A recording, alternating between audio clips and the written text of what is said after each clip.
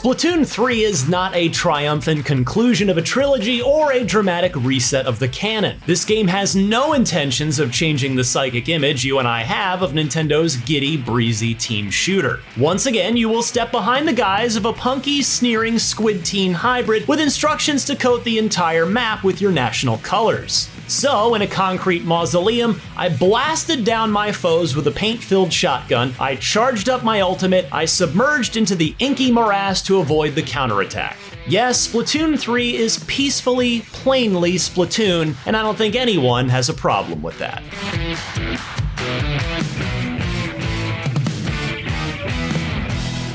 In an hour of gameplay at a recent preview event, I churned through a small slice of the single-player campaign, which is consistently an overlooked highlight of the series. As usual, I used the sheer power of paint to solve a handful of incisive clockwork puzzles, skiffing through a pathway made of muck, blobbing across a high wire, and so on, with a distinct Mario-ish flair. In a commercial environment where multiplayer shooters are shedding their single-player components to an alarming degree, it's nice to see that Splatoon remains dedicated to an increasingly lost art. I played a few rounds of Salmon Run, which should be familiar to anyone who fell in love with the mode in Splatoon 2. A desert island is besieged by an endless stream of evil robots. We defeat them and deposit their eggs into a repository as the horde regroups and grows stronger with each passing wave. Turf War is as traditional as ever, with a bevy of new stages and new armaments. Most of the work Nintendo has done is on the margins. Players can now choose their spawn points on the map, almost like they're dropping in from a Fortnite battle bus, which allows for on-the-fly reinforcements like, say, a battlefield bottleneck between control points. Squidlings can also fling themselves up and over walls with a squid surge, which allows skilled marksmen to get the drop on an enemy with ruthlessly efficient tactical precision.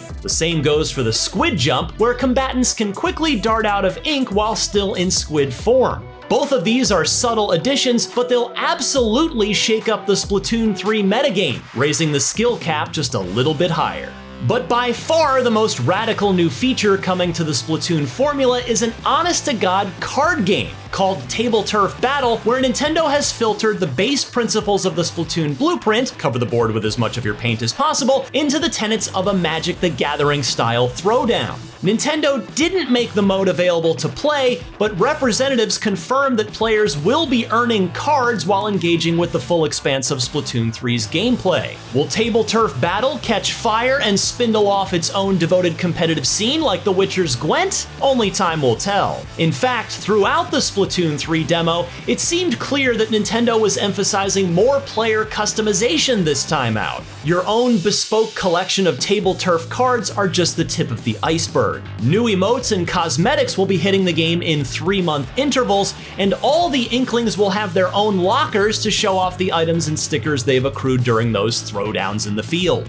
The development team is even adding Call of Duty-style banners to sheathe your username, which brings a bit of an old-school PC gaming splendor to the sun-drenched lands of Inkopolis. Splatoon 3's ESRB rating hints that the game will have microtransactions, and ideally those additions won't feel onerous, like, say, the loot boxes of yore. An exclusionary Splatoon would go against the game's core ethos, but we won't know exactly how the monetization feels until we get hands on it ourselves. But there should be no apprehensions about Splatoon 3's overarching gameplay and presentation. Nintendo has polished the maxims of this series to a mirror shine, and it only takes an hour to know that the team hasn't lost a step. Would it be nice if the game took a few more risks? Maybe, but Splatoon hasn't outstayed its welcome. At this point, it's hard to know if it ever will. For more on Splatoon 3, don't miss the recent Nintendo Direct presentation, and for everything else in the world of video games, stick with IGN.